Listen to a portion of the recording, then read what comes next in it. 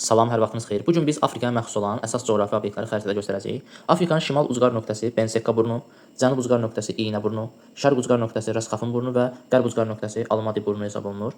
Afrikanın şimalında yerləşir Aralıq dənizi, şimal-şərq hissəsində Qırmızı dəniz yerləşir.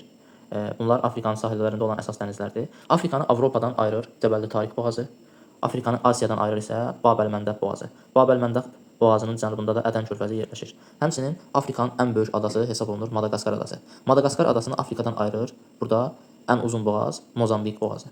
Davam eləsək, həm ekvatorun, həm də Qrinviç meridianının kəsdiyi bir körfəz var burada. Dünyanın mərkəzi hesab olunur Qvineya körfəzi.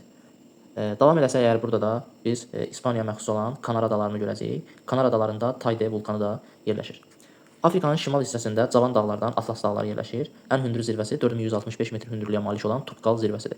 Həmçinin Afrikanın ən hündür zirvəsi hesab olunur Kilimanjaro vulkanı 5895 metr. Ən aşağı nöqtəsi isə Assal gölünün səviyyəsidir. 157 metr okean səviyyəsindən aşağıda yerləşir. Həmçinin Afrikada məşhur çökəkliklərdən biri də Kattara çökəkliyidir ki, 133 metr dərinlikdə yerləşir. Davam eləsək, Afrikanın düzənliklərindən, Afrikada əsasən hündür düzənliklər, yəni yaylalar daha çox yayılmışdır. Misal üçün Axaqqar yaylası, Tibesti yaylası, Marra platosu, digər adı Darfur platosudur. Burada Efiopiya yaylası yerləşir.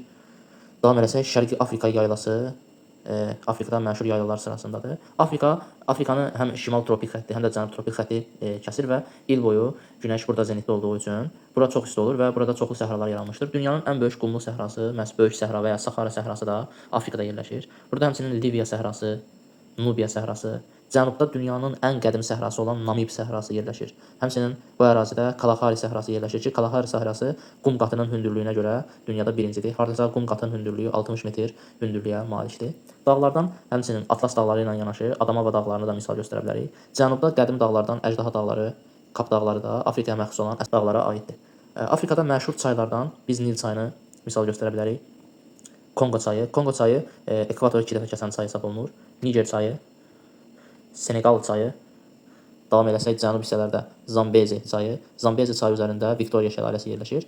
Burada cənubda Limpopo çayı, Orange çayı. Həmçinin Kongo çayı üzərində də məşhur iki şəlalə, Livingston şəlaləsi və Stendi şəlaləsi yerləşir. Həmçinin burada Kongo hövzəsi də yerləşir. Afrikada əsas yarımada hesab olunur Somali yarımadası. Bu yarımadaya həmçinin Afrika buynuzu yarımadası da deyilir. Afrikanın əsas göllərindən biz misal çəkəcəyik Victoria gölü, Tanganyika gölü, Niassa gölü, Çad gölü əsas göllər sırasına daxildir. Həmçinin vulkanlardan biz Kilimanjaro vulkanı bayaq göstərmişdik. Afrikanın ən hündür zirvəsidir. Burada həmçinin Karisimbi vulkanını misal göstərə bilərik. Kamerun vulkanı. Kamerun vulkanının ətəklərində Debunja bölgəsi var. Afrikada ən çox yağıntı da məhz Debunja bölgəsinə düşür.